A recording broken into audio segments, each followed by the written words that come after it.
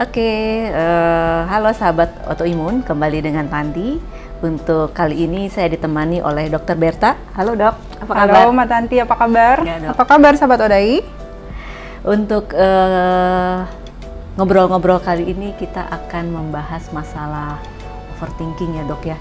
Autoimun kan banyak sekali kecenderungan untuk overthinking, moodnya juga swing ya dok ya. Iya. Ya, jadi kita sebagai autoimun seringkali merasa apabila suatu masalah kita tuh serasa yang paling sedih, yang paling kayak masalah itu kita deh yang paling menderita. Nah karena ada masalah, karena dipikirkan, karena overthinking ini, akhirnya flare, akhirnya sakit. Setelah sakit, mood kita juga nanti jadinya naik turun tuh dok ya. Mood naik turun, balik lagi membuat suatu masalah. Itu seperti lingkaran dok, lingkaran yang sering terjadi.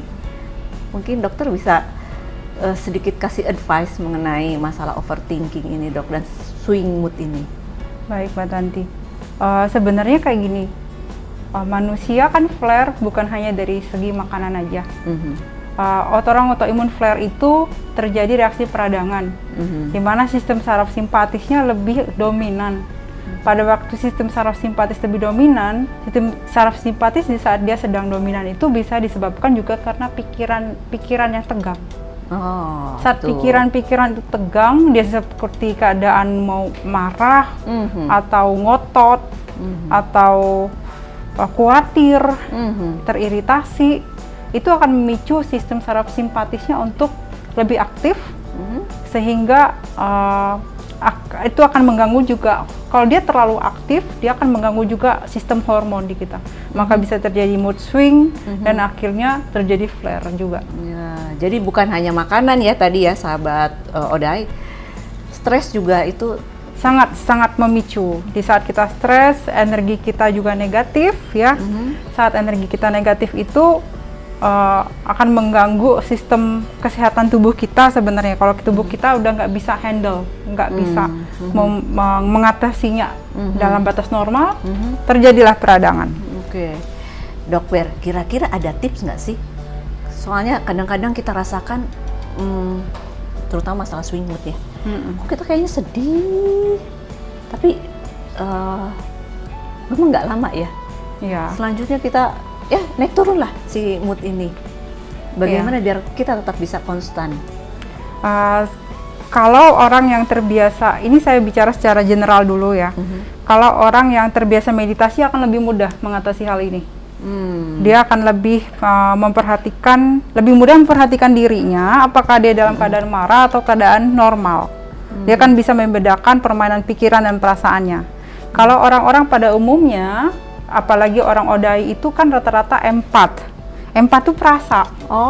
Dia akan mudah menyerap rasa atau overthinking, overfeeling. Itu ciri khas orang autoimun pada umumnya. Jadi bagian dari penyakit kita dok ya? Some kind like that ya. Seperti itu sebenarnya. Kebanyakan, mayoritas autoimun juga kebanyakan wanita. Rata-rata wanita juga perasa. Dia juga empat, mudah menyerap energi di luar. Dan dia itu jadinya karena merasa kok kayak sedih, padahal belum tentu itu sedih miliknya. Dia jadinya pikirannya berlebihan. Jadi sedih itu belum tentu dari diri kita sendiri, begitu ya dok ya? Bisa jadi justru dari energi di luar yang terserap oleh kita. Bisa, kalau kita ngomong dari segi energi. Lalu caranya dengan cara kita sadari dulu. Kita lagi sedih, oke, kita lagi sedih. Tapi sedih ini milik saya apa bukan? Karena kita empat ya, empat tuh absorber, penyerap.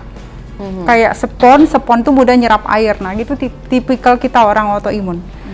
Nah pada waktu itu kita sadari dulu sedih ini punya kita apa enggak. Kalau bukan punya kita kembalikan ke yang punya dengan tambahan kesadaran. Kita ngomongin, oh sedih ini bukan punya aku ya ternyata. Jadi kita bisa merasa sendiri. Gue sedihnya siapa ini yang punya gue apa bukan gitu. Oh bukan punya gue, baik gue kembalikan ke yang punya dengan tambahan kesadaran. Kalau sedih ini punya gue, oke. Tapi kenapa gue sedih ya gitu. Kita cari penyebabnya.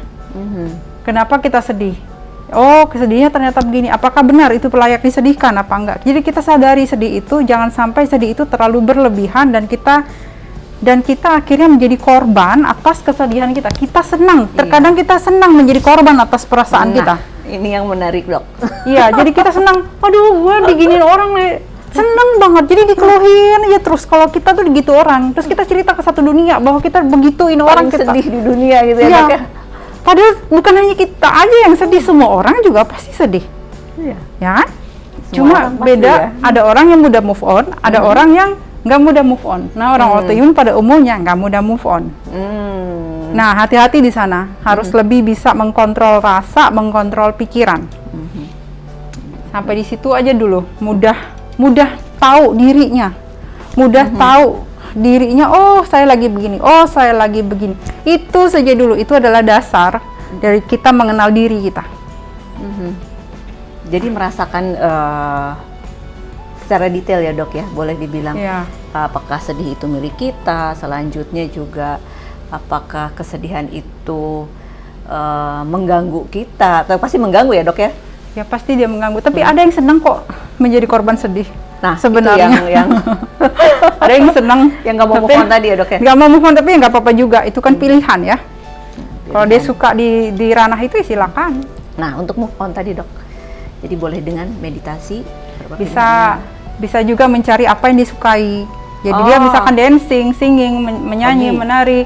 Dia misalkan suka olahraga, pergi jalan-jalan, traveling, naik gunung, silakan. Itu juga dengan bersentuhan dengan alam, itu membuat energi yang negatif juga mudah recovery. Atau tidur, kalau saya suka tidur. Jadi kalau saya sedih, saya bawanya bobo. Simpel tuh, teman-teman. Iya, saya bobo. Saya minta orang pijet, tukang pijet ke rumah, saya bobo dah. Gitu. Biasanya setelah bobo baru saya bisa berpikir jernih. Karena energi saya sudah pulih. Saya baru pikir, oh tadi gua gini ya. Oke, worth it nggak untuk saya lanjutkan kasus itu? Atau bisa saya cari solusi? Udah, pokoknya istirahat dulu. Jangan lagi sedih kita ngambil tindakan yang bisa saja itu merugikan ke depannya. Take your time, ambil jeda dulu. Pulihkan energi dulu, baru pikir lagi. Oke, Dok. Oke, jadi teman-teman, untuk masalah swing mood tadi, Dokter Berta sudah kasih tips-tips ke kita. Salah satunya juga dengan hobi meditasi, dan kita jangan jadi kaum yang jadi korban ya. Korban dari rasa sedih. Korban dari rasa sedih itu. Oke, salam sehat.